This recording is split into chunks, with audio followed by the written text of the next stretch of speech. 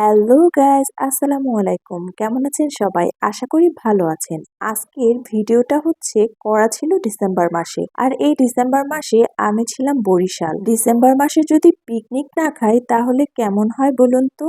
তাই দেরি না করে সব ভাই বোনদের আগে থেকেই বলে রেখেছি সবাই ডিসেম্বরের শেষের দিকে একসাথে হবে। যেই কথা সেই কাজ, তারপর একটা ডেট ফিক্সড করে বোনেরা মিলে পিকনিকের আয়োজন করে ফেললাম। বরাবরের মতন পিকনিকের বাজার করার জন্য আমারই যেতে হয়। তাই কি কি লাগবে লিস্ট করে একদম আমার খালাতো বোন আর আমি মিলে বাজারে চলে এসেছি। আমরা বিরিয়ানি রান্না করব, তাই বিরিয়ানির যে উপকরণগুলো লাগে আমরা সবকিছু নিয়ে ফেলেছি। মুদির বাজারগুলো সব এক দোকান থেকে নিয়ে মুরগিগুলো ঘুরে ঘুরে দেখছিলাম যে কোথা থেকে কিনলে ভালো হবে। তারপর এইদিকে আমাদের মুরগি কেনাও শেষ হয়ে গিয়েছে। আমরা ডিসেম্বর মাস আসলেই ছোটবেলা থেকেই পিকনিক খাবই, তবে 31st নাইটে আমাদের পিকনিকের আয়োজন করা হতো আগে। এখন আর সবার সংসার বাচ্চা কাচ্চা সামলে সবাই একসাথে হয়ে ওঠে না, তাই সবার সময় অনুযায়ী একটা ডেট ফিক্সড করা হয়। এই যে এইদিকে রান্না বান্না সবকিছু কেনাকাটা করার পরে আমরা এসেছি কিছু গিফট কেনার জন্য।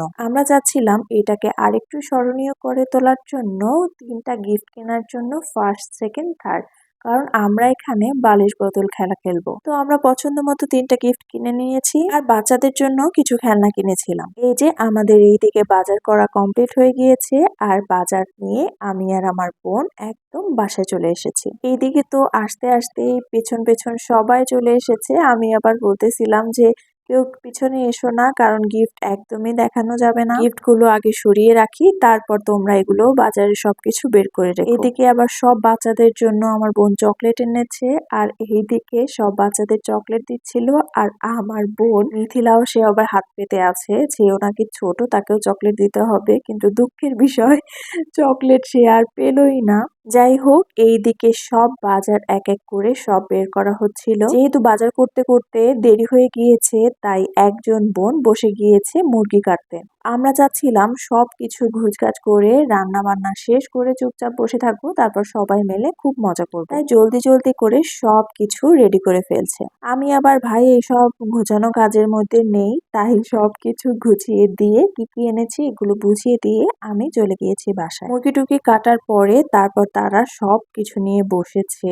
পেঁয়াজ, রসুন, আলু, শসা সবকিছুই একসাথে গুছিয়ে রাখবে। যা যা দরকার সেগুলো ব্লেন্ডার করে রাখবে। একটা কথা সবাই কিন্তু একসাথে হলে এটাই সব থেকে বেশি আনন্দের। সেটা কম খাওয়া হোক বা যা দিয়েই খাওয়া হোক, আমি এইটাই মনে করি। এইদিকে আমি আবার সব থেকে বড় একটা কাজ নিয়ে বসেছি, সেটা শসা ছেলা। আমি বলছিলাম পিলার দাও, আমি পিলার দিয়ে শসাগুলো ছিলে দেই। তো আমি অল্প একটু করে উঠে গেছি, কারণ এখানে পেঁয়াজ ছিলতেছিল, আমার অনেক চোখে জ্বালা পোড়া করতেছিল। এইদিকে সব ছেলেরা আবার কেউ ইট এনে দিচ্ছে, আবার কেউ চুলা বানানোর জন্য সাহায্য করছে। রান্না করবে মেয়েরা, তবে এই ইট টানাটানি সেটা তো আবার মেয়েদের পক্ষে সম্ভব না, তাই ওরা হেল্প করে দিচ্ছিল। ওরাও মোটামুটি ভালোই হেল্প করেছে। তারপরে রান্না বান্না একদমই স্টার্ট হয়ে গেল। আমি আবার অন্যদিকে ছিলাম, তাই প্রথম শর্ট গুলো নিতে পারছিলাম না। দেখুন ওইদিকে আবার সব বাচ্চারা খুব নাচানাচি করছে, বক্স আনা হয়েছিল। আমি আবার এদিকে একটু হেল্প করছিলাম আপুকে, যদিও রান্নাটা আমি করিনি। রান্নাটা আমার বোন, খুকু আপু আর দুলা ভাই, এরা দুইজনেই রান্না করেছে। আমরা জাস্ট একটু একটু হেল্প করেছি। অনেকে বলছিল যে ঢাকা থেকে নাকি রাঁধুনি নিয়ে আসছে, এটা বলে খুকু আপুকে, আমার মামাতো বোন, ওকে খুব খেপাচ্ছিল যে ঢাকা থেকে রাঁধুনি নিয়ে আসছে, ডিজিটাল রাঁধুনি। আমরা আসলে খুব মজা করছিলাম, এদিকে রান্না করছিলাম, তারপর একটু নাচতেছিলাম। এর জন্য বলতেছিল এরা ডিজিটাল রাঁধুনি। এদিকে আবার কথা বলতে বলতে চুলায় লেগে যাচ্ছিল রান্না। এখন আমরা কি কি বলতেছিলাম একটু শুনুন সবাই।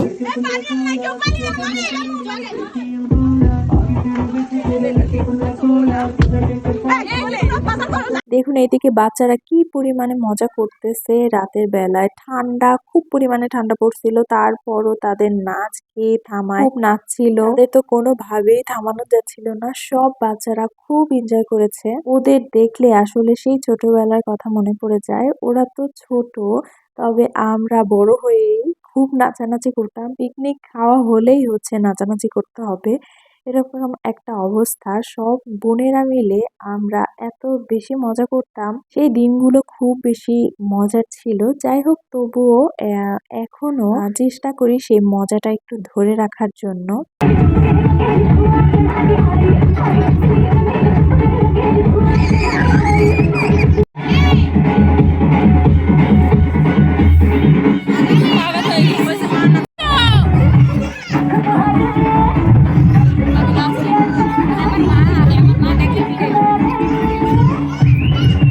রাঁধুনি ঢাকা থেকে নিয়ে আসছি। তারা কেমন নাচ, হ্যাঁ? ডিজে রাঁধুনি এগুলা। আরে পড়ে পড়ে রান্না পুড়ে যাচ্ছে। রান্না মোটামুটি শেষ পর্যায়ে, সেই দিকে ভাইয়া চলে এসেছে। আর ভাইয়া এসেই দেখছিল যে রান্না এখনো শেষ হয়নি। তারপর সে আপুকে খুব হেল্প করছিল। আর ভাইয়া না থাকলে আসলে হয়তোবা বিরিয়ানির অবস্থা খারাপ হয়ে যেত, কারণ পানি একটু কম হয়ে গিয়েছিল। আমি আবার এইদিকে কতক্ষণ রান্নার ভিডিও নিচ্ছি, আবার কতক্ষণ হচ্ছে বাচ্চারা নাচ করছে সেই দিকে ভিডিও নিচ্ছি। তারপর যখন এখানে চলে আসলাম, তখন দেখতেছি আমাদের ভাবি সব বাচ্চাদের সাথে খুব মজা করছে, নাচছিল। আর ভাবিও বাচ্চাদের এত বেশি পছন্দ করে। আর বাচ্চারাও তাদের মামি বলতে একদমই অন্ধ। প্রতিটা বাচ্চারা ভাবিকে খুব বেশি পছন্দ করে। যাই হোক, এদিকে রান্না বান্না শেষ। এই যে এখানে ডিম সিদ্ধ করে ভাজা হয়েছে, এইদিকে বিরিয়ানি রান্না করা হয়ে গিয়েছে।